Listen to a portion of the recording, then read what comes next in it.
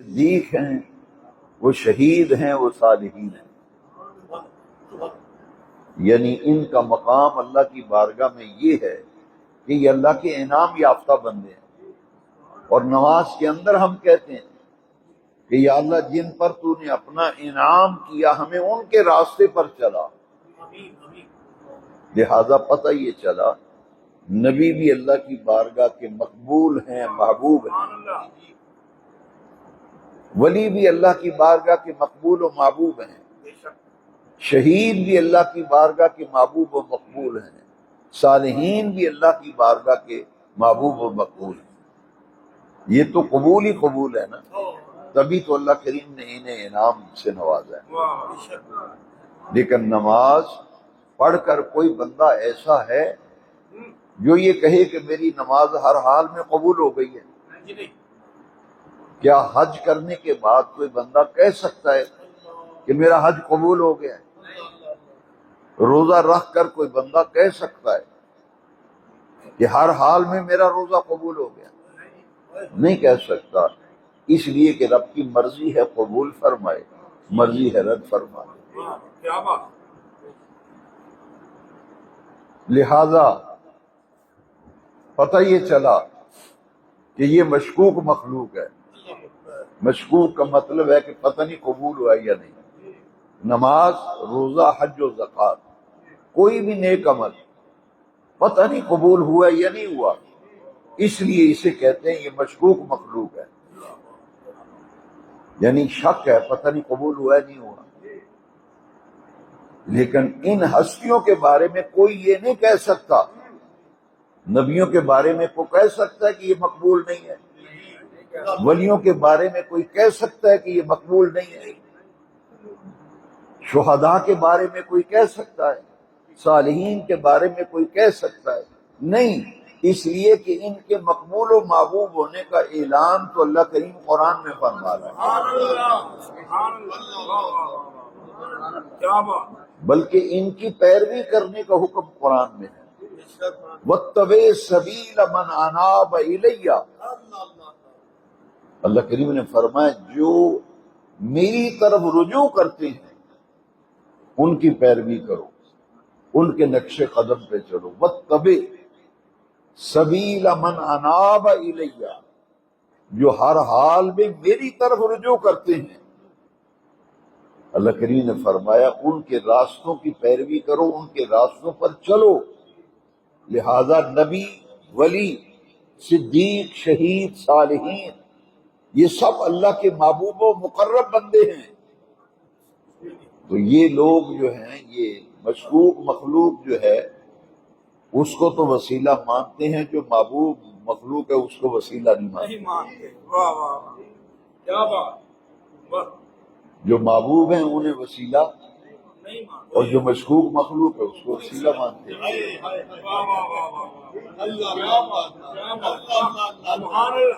لہذا ان کے مقبول و محبوب ہونے میں کوئی شک نہیں۔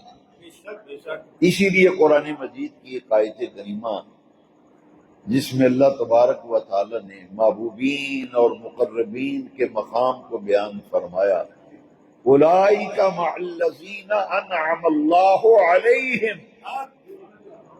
یہ اللہ کی بارگاہ میں اتنے پیارے ہیں، اللہ کی بارگاہ میں اتنے مقرب اور محبوب ہیں کہ بے نیاز رب نے قرآن میں اعلان کیا انعم اللہ علیہم، انعام فرمایا اللہ نے ان پر، من النبیین، انبیاء کرام، والصدیقین، اولیاء کاملین، والشہداء والصالحین، ان میں شہید بھی ہیں اور ان میں صالحین بھی ہیں۔ لہذا یہ بھی اللہ کی بارگاہ میں وسیلہ ہے۔ تو فرمایا اتقوا اللہ وابتغوا الیہ الوسیلہ، قرب الہی پانے کے لیے وسیلے کی ضرورت ہے، اور قرآن مجید یہ وسیلہ ہے اللہ کے قرب کے لیے۔ ذکر الہی یہ اللہ کے قرب کے لیے وسیلہ ہے، نماز اللہ کے قرب کے لیے وسیلہ ہے، روزہ اللہ کے قرب کے لیے وسیلہ ہے، حج کرنا اللہ کے قرب کے لیے وسیلہ ہے، زکوٰۃ دینا، صدقہ خیرات کرنا یہ بھی اللہ کے قرب کے لیے وسیلہ ہے۔ یعنی یہ وہ عمل ہیں جن کی وجہ سے اللہ کا قرب حاصل ہوتا ہے، بندہ اللہ کے قریب ہوتا ہے۔ اور پھر نفلوں کی ادائیگی، فرض تو فرض ہیں، اگر فرض نہیں پڑھیں گے تو پوچھا جائے گا، ان کی باز پرس ہوگی کہ تمہارے اوپر نماز فرض تھی تم نے کیوں نہیں پڑھی، فرض تو پوچھے جائیں گے۔ لیکن فرائض کی پابندی کے بعد اللہ کے قرب کو پانے کے لیے، اللہ کے قریب ہونے کے لیے پھر نفلی عبادت کا اہتمام کرنا ضروری ہے۔ جب تک نفلی عبادات کا اہتمام نہ کیا جائے تو قرب الہی کی منزل پر آدمی چل ہی نہیں سکتا۔ لہذا فرائض کی پابندی اور نوافل کی کثرت و رغبت یہ اللہ کے قرب کے راستے ہیں، اللہ کے قرب کے لیے منزلیں ہیں۔ حضرت غوث العظم شیخ عبد القادر جیلانی شہنشاہ بغداد رضی اللہ عنہ، آپ نے دیکھے نا اللہ کے قرب کے لیے آپ نے جو مجاہدات اور ریاضتیں کی، مجاہدے اور ریاضت کی، جس کا قرآن مجید میں بھی ذکر آیا، مجاہدہ اور ریاضت کتنا ضروری ہے۔ والذین جاہدوا فینا لنہدینہم سبلنا۔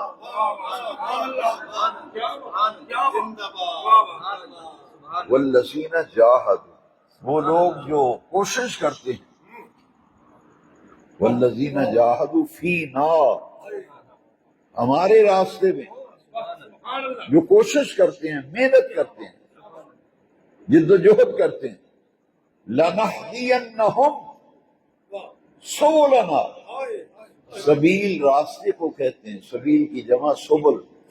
اللہ کریم فرماتے ہیں جو میری طرف آنے کی کوشش و محنت کرتا ہے میں سارے راستے اس کے لیے واضح کر دیتا ہوں۔ لَنَهْدِيَنَّهُمْ سُبُلَنَا، ہم اسے اپنے راستوں کی ہدایت دیتے ہیں، اپنے راستوں کی اسے ہدایت دیتے ہیں۔ لَنَهْدِيَنَّهُمْ سُبُلَنَا، بندے کے لیے اللہ راستے آسان کر دیتا ہے۔ اس کی طبیعت میں خود بخود آتا ہے کہ میں نماز کی پابندی کروں، میں قرآن شریف کی پابندی کروں، بری مجلس بری صحبت سے بچوں۔ لَنَهْدِيَنَّهُمْ، ہدایت اللہ کریم دیتا ہے، لیکن کس کو ہدایت؟ والذین جاہدوا فینا، جو میری طرف آنے کے لیے محنت کرتا ہے، کوشش کرتا ہے۔ جو اللہ کی طرف جانے کے لیے کوشش ہی نہ کرے، محنت ہی نہ کرے، مسجد میں نہ آئے، نماز نہ پڑھے، وہ تو راستے پہ چلا ہی نہیں، وہ راستے پہ وہ تو چلے ہی نہیں۔ چلو اللہ کی بارگاہ میں اس کے راستے پہ کوشش کرو، چلو۔ والذین جاہدوا فینا، ہم میں، ہمارے راستوں میں جو کوشش کرتا ہے، محنت کرتا ہے، تو ہم میں سے کتنے لوگ ہیں جو کوشش و محنت کرتے ہیں؟ ہم تو کہتے ہیں کہ محنت کے بغیر ہی سب کچھ مل جائے، ہم کہتے ہیں محنت کے بغیر ہی نماز نہ پڑھنی پڑے سارے کام ہو جائیں، حرام سے نہ بچیں سارے کام ہو جائیں۔ بھئی اللہ کے راستے پہ جب کوشش کرو گے، محنت کرو گے، آگے بڑھو گے تو اللہ کریم پردے ہٹا دیتا، پردے ہٹا کر اپنے راستوں پہ چلنا آسان کر دیتا ہے۔ لیکن اس شخص کے لیے جو اللہ کے راستے پہ چلنے کے لیے کوشش کرتا ہے، والذین جاہدوا فینا لنہدینہم سبلنا۔ لہذا حضرت غوث العظم شہنشاہ بغداد پیران پیر دستگیر رضی اللہ تعالی، یہ ایسے ہی منزلیں نہیں ملتی، بلکہ آپ کے مجاہدے اور ریاضتیں آپ کی سیرت کتابوں میں لکھیں، بہجت الاسرار، یہ بڑی مضبوط کتاب ہے اور مستند کتاب ہے۔ غوث اعظم کے بارے میں جو شخص پڑھنا چاہے، اس میں جتنی روایات ہیں، اس میں جو کچھ لکھا ہے وہ 100% صحیح ہے۔ اس کو بڑے بڑے اولیاء اللہ نے اس کتاب کو کہا کہ یہ بالکل صحیح ہے، جو کچھ اس میں لکھا ہے بس اس پر ہمارا یقین ہے۔ اور غوث اعظم نے اتنی محنت کی اللہ تک پہنچنے کے لیے، اللہ کے قرب کے لیے، اتنی محنت کی کہ 40 سال تک عشاء کے وضو سے فجر کی نماز پڑھی۔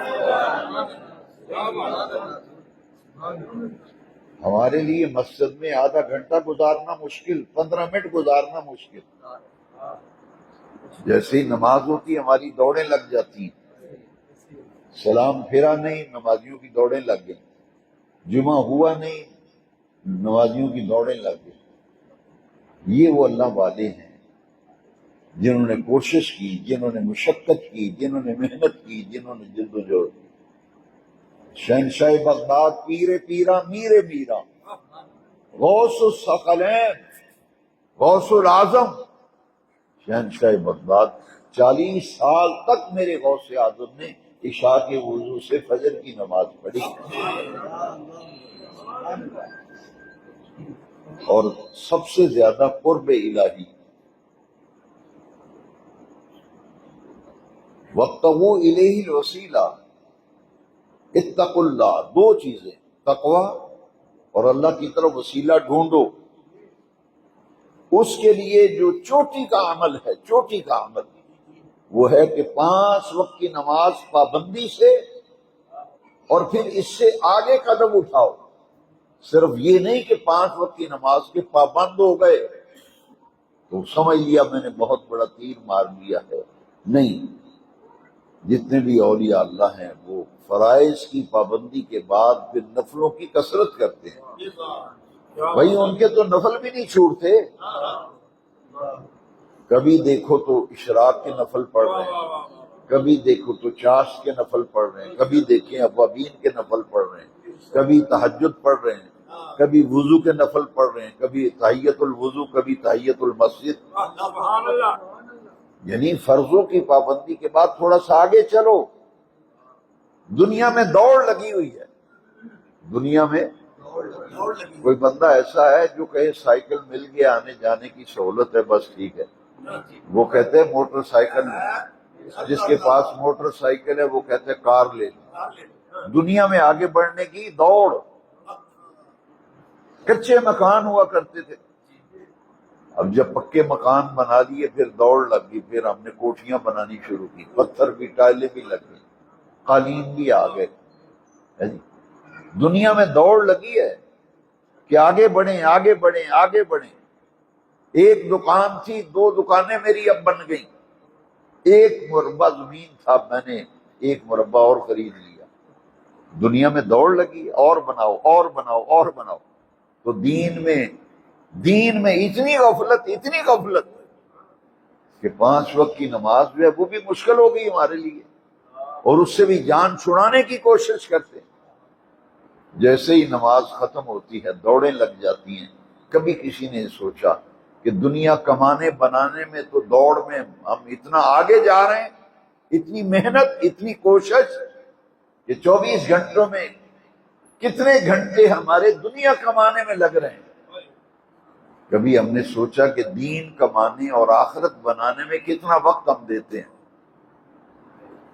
میرے بہت ہی پیارے بھائیوں، کہنا یہ چاہتا ہوں کہ جن لوگوں نے مقام پایا انہوں نے محنتیں کی، انہوں نے پہلوان دیکھا ہے نا آپ نے، پہلوان جو لوگ پہلوانی کرتے ہیں، اکھاڑے میں پہلوانی کرتے ہیں، وہ سردائیاں پیتے ہیں، باداموں کے رگڑے لگاتے ہیں جی، اور وہ مشقت کرتے ہیں پہلوان۔ کوئی ایسا پہلوان ہے رات بھر سوئے رہے، صبح جا کے اکھاڑے میں لڑنا شروع کر دے؟ بھائی وہ تو محنت کرتا ہے، ڈنڈ نکالتا ہے، سیر کرتا ہے، وزن اٹھاتا ہے، کوشش کرتا ہے۔ یہ جو اللہ کے ولی ہیں یہ رگڑے لگاتے ہیں، یہ نفلوں کی سردائیوں کے رگڑے لگاتے ہیں۔ یہ اللہ کی ضربیں لگاتے ہیں۔ پہلوان طاقت کے لیے بادام کھاتا ہے، سردائیاں پیتا ہے طاقت کے لیے۔ اللہ کے ولی جو ہیں روحانیت کے لیے پھر وہ نفلی عبادت کرتے ہیں۔ جیسے جیسے ولی نفلوں کی کثرت کرتا ہے اس کی روح طاقتور ہوتی ہے۔ یہ باداموں سے گوشت کھانے سے روح طاقتور نہیں ہوتی۔ ایک ہے جسم کی طاقت اور ایک ہے روح کی طاقت۔ جس طرح جسم کو غذا کی ضرورت ہے اسی طرح روح کو بھی غذا کی ضرورت ہے۔ اور روح کی غذا کیا ہے؟ اللہ کا ذکر۔ بس روح کی غذا کیا ہے؟ اللہ کا ذکر۔ جیسے جیسے کثرت ذکر کرو گے، کثرت ذکر، ایسے ایسے روح طاقتور ہوتی ہے۔ میرے غوث پاک کی کرامتیں سننے کے بڑے ہم شیدائی ہیں، لیکن جو بات سمجھنے والی وہ تو کبھی سنی سمجھی نہیں۔ کرامتیں برحق ہیں، ہمارا ایمان ہے، لیکن میں یہ کہتا ہوں کہ یہ سوچو کہ غوث پاک کو یہ مقام ملا کیسے؟ اتنی محنت، اتنی مشقت کہ 40 سال عشاء کے وضو سے فجر کی نماز اور کیسے پڑھی۔ کئی لوگ کہتے ہیں جی یہ کیویں ہو گیا جی 40 برے عشاء دے وضو نہ فجر کی۔ میں نے کہا اس نے قرآن نہیں پڑھا اس لیے بے خبر ہے، اس نے قرآن نہیں پڑھا اس لیے یہ بے خبر ہے۔ اب قرآن سنیں، قرآن کیا فرماتا ہے؟ قرآن یہ فرماتا ہے الذین یبیتون لربہم سجدا وقیاما، ان کی راتیں بسر ہوتی ہیں اپنے رب کے لیے، ان کی راتیں بسر ہوتی ہیں اپنے رب کے لیے۔ الذین یبیتون لربہم سجدا وقیاما، کبھی سجدے میں راتیں گزرتی ہیں، کبھی قیام کے اندر گزرتی ہیں، یعنی ان کی راتیں عبادت میں گزرتی ہیں۔ لہذا یہ مقام ملا مجاہدوں سے، یہ مقام ملا ریاضت سے۔ پھر ایام 20 کے روزے رکھتے ہیں، یہ ہمیں تو 1 مہینے کے روزے رکھنے مشکل ہیں۔ رمضان شریف کے روزے آتے ہیں، ہم بہانے بناتے ہیں، وہ جی طبیعت نہیں میری ٹھیک، میری طبیعت نہیں ٹھیک، میں سفر پہ جاؤں۔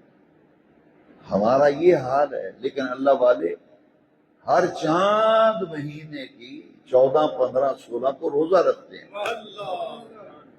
اور یہ کامل ایام 20 کے روزے، کیونکہ روزہ رکھنے سے بندے کی روح طاقتور ہوتی ہے، جسم کمزور ہوتا ہے، روح طاقتور ہوتی ہے۔ اسی لیے اولیاء کاملین نفلوں کی بھی کثرت کرتے ہیں، نفلی روزوں کی کثرت کرتے ہیں۔ ایسے ایسے اولیاء اللہ گزرے ہیں جنہوں نے صوم داؤدی رکھا ہے۔ صوم روزے کو کہتے ہیں۔ صوم داؤدی کیا ہے؟ 1 دن روزہ 1 دن افطار، 1 دن روزہ 1 دن افطار۔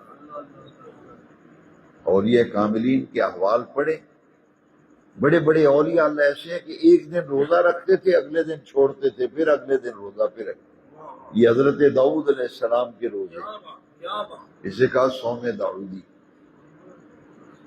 تو بھئی روح طاقتور ہوتی ہے اللہ کے ذکر سے، اللہ کی عبادت سے۔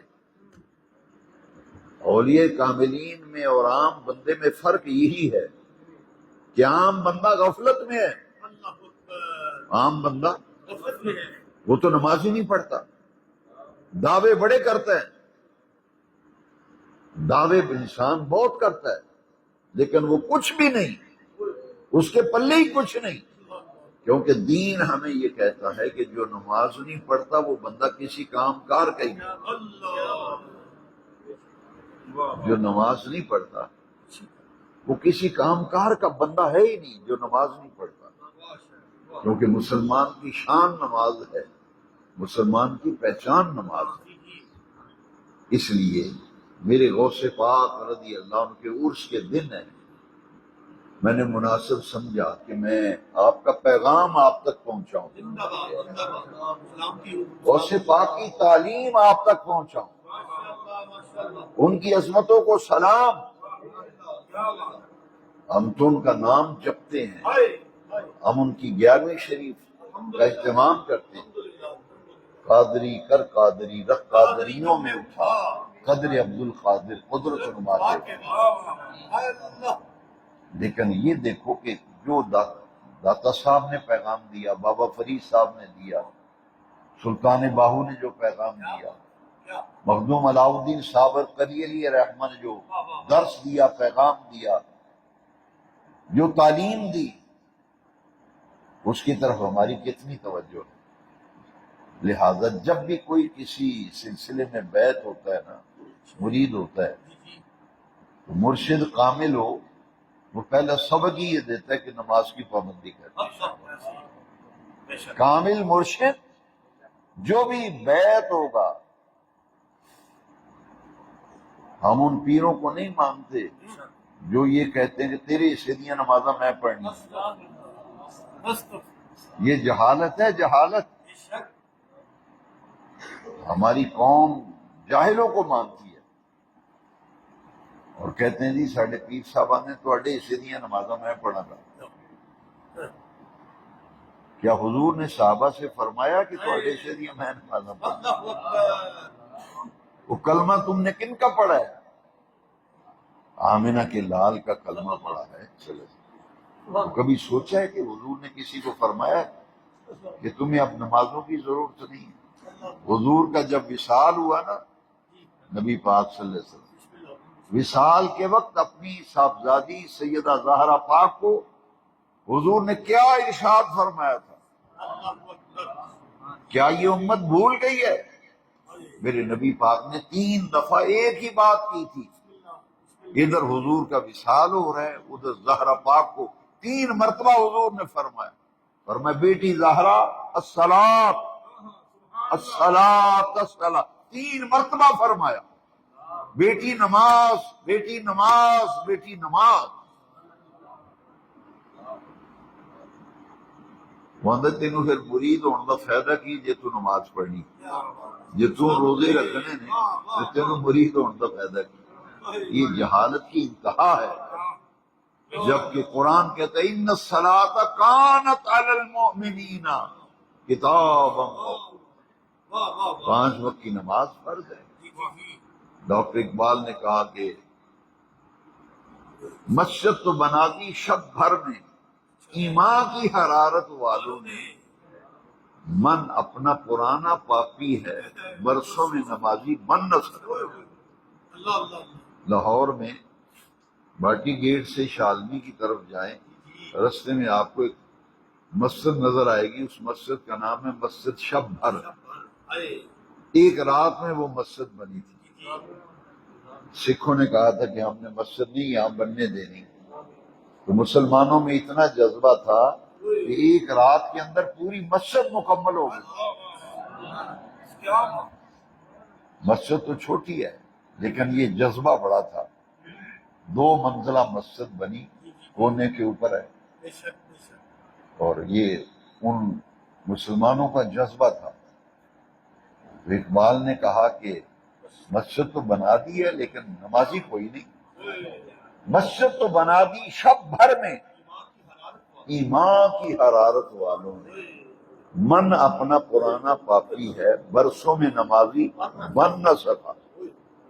مسجدیں بنائے جا رہے ہیں، قالین بچھائے جا رہے ہیں، پتھر ٹائلیں لگائے جا رہے ہیں، تو یہ آباد کس سے ہوتی ہیں؟ مسجدیں قالین سے آباد ہوتی ہیں، مسجدیں پتھر لگانے سے آباد ہوتی ہیں، اے سی لگانے سے آباد ہوتی ہیں۔ کس نے کہا آپ کو؟ یہ تو مسجد کی زیب و زینت ہے، قالین مسجد کی زیب و زینت، نمازیوں کی سہولت، اے سی نمازیوں کی سہولت، وضو خانے اچھے، واش روم اچھے، مسجد نمازیوں کی سہولت۔ ان چیزوں سے مسجد آباد نہیں ہوتی، مسجد آباد ہوتی ہے نمازیوں سے، مسجد آباد ہوتی ہے۔ ہم میں سے ہر بندہ سوچے کہ اگر گاؤں میں ایک آدمی نشئی آ جائے نا، نشئی یا ایک لڑکا نشے پہ لگ جائے، گاؤں کے 20-25 لڑکوں کو نشے پہ لگا دیتا ہے۔ لیکن کبھی سوچو ایک نمازی نے کبھی دوسرا نمازی بھی بنایا ہے؟ مجھے دکھاؤ، اللہ کا فضل ہو تو الگ بات ہے، ورنہ میں عمومی بات کر رہا ہوں۔ عام طور پر ایک نمازی اکیلے ہی آ رہا ہے نماز پڑھنے اور دوسرا بندہ نہیں نال لے آ سکیا، پھر سوچو، آپ بھی سوچو، میں بھی، ہم کیا کر رہے ہیں؟ کرنا کیا تھا، کر کیا رہے ہیں؟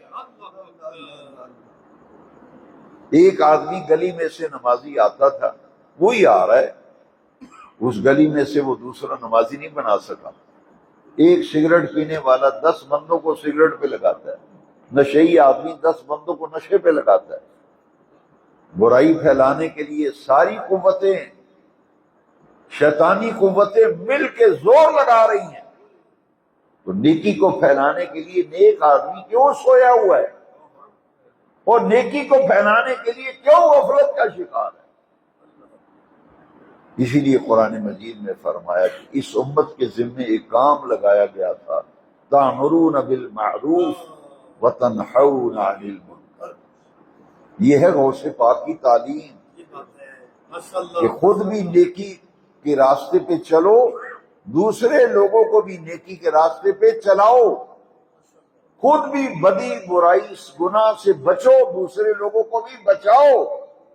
امر بالمعروف نہیں عن المنکر۔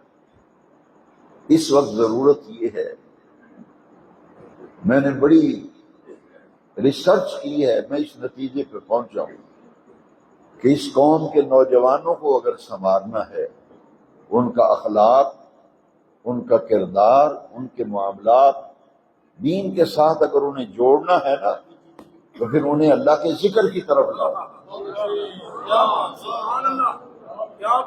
انہیں اللہ کے تقریروں سے اب مسئلے حل نہیں ہوں گے۔ ہوں کم اگے نکل گیا تقریرات،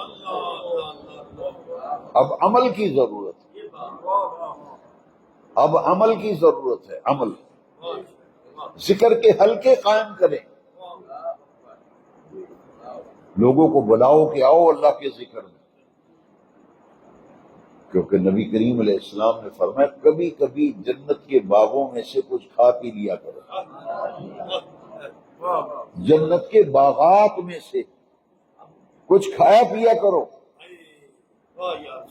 تو صحابہ نے پوچھا حضور یہ جنت کے باغ کیا ہیں اور کون سے باغ ہیں جنت؟ تو نبی پاک نے پتہ کیا فرمایا؟ تو فرمایا ہوا مجالس اہل الذکر، ہوا مجالس اہل الذکر، وہ اللہ کے ذکر کرنے والوں کی محفلیں ہیں، وہ اللہ کے ذکر کرنے والوں کی محفلیں۔ اور ذکر کی ایک محفل میں اگر آپ کو جانا نصیب ہو گیا، ذکر کی ایک محفل 20 لاکھ بری مجلسوں کا کفارہ، ایک ذکر کی۔ ایک تو ذکر کی محفلوں میں جاؤ، دوسرا ذکر والوں کے پاس بیٹھو، دوسرا ذکر والوں کے پاس بیٹھو۔ جو ذکر والوں کے پاس نہ بیٹھتا ہے، نہ ان کی بات سنتا ہے، نہ ذکر میں بیٹھتا ہے، تو وہ سوائے محرومی کے اس کے حصے میں کچھ نہیں آئے گا، کیونکہ اللہ کریم نے قرآن میں بھی فرمایا فَاسْأَلُوا أَهْلَ الذِّكْرِ إِن كُنتُمْ لَا تَعْلَمُونَ، اگر تم نہیں جانتے تو جو ذکر والے ہیں ان سے پوچھ لو۔ رب نے قرآن میں فرمایا جیڑی شاید تو ہمیں پتہ نہیں نا، اس ذکر والے کو پوچھو، وہ ذکر والے کو تاں ہی پوچھو گے جی کول بہو گے تے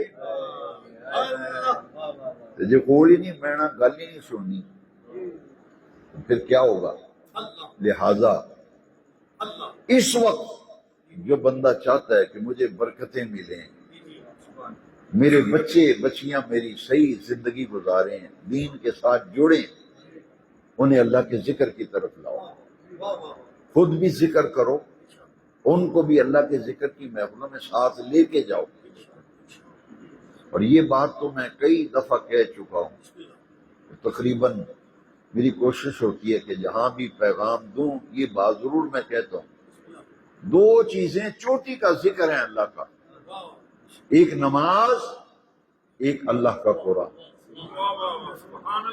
میں نے اسے ذکر نہیں کہا، عرش والے رب نے نماز کو قرآن میں ذکر کہا ہے، اقم الصلاۃ لذکری،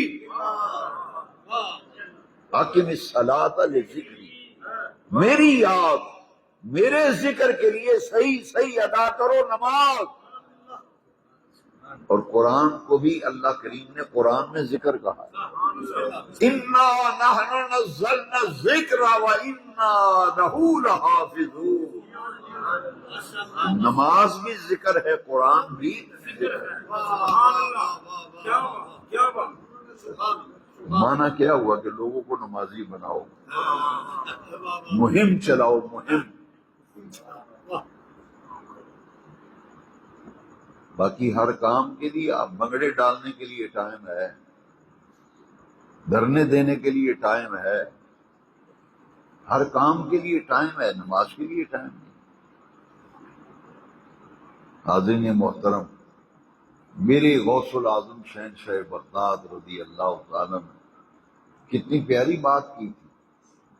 آپ نے غلاف کعبہ پکڑ کے کہا تھا، دعا مانگی تھی کہ اے میرے رب کریم، اگر میری مغفرت نہ فرمائی تو مجھے نابینا کر کے اٹھا۔ اور ادھر ممبر پہ بیٹھ کے فرمایا، قدمی ہذہ علی رقبۃ کل ولی، میرا یہ قدم ہر ولی کی گردن پر ہے۔ جب آپ نے غلاف کعبہ شریف پکڑ کر دعا مانگی تو خادم نے کہا کہ حضور سمجھ نہیں آئی۔